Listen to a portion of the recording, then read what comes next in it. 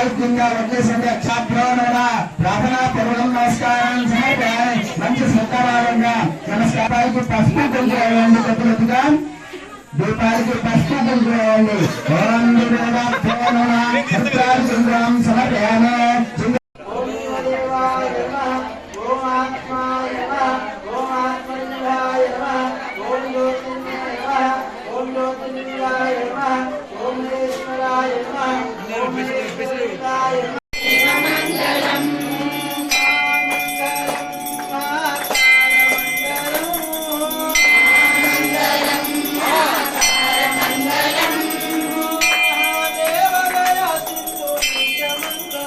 संयुक्तं वागर्तो प्रतिपत्तये जगतो पितरो वंदे పార్వతీ పరమేశ్వరో.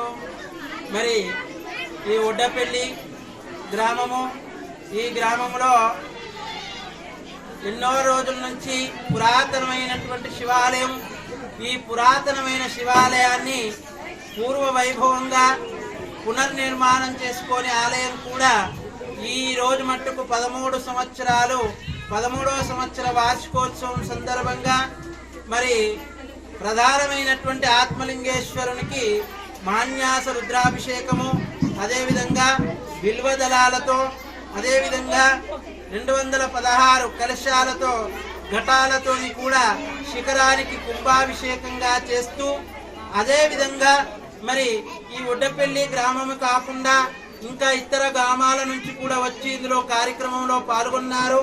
మరి ఇంతింత వటమింత అన్నట్టు ఈ యొక్క గ్రామానికి శివాలయము నిర్మాణమైన నుంచి కూడా అన్ని విధాలుగా శుభాలు జరుగుతున్నాయి.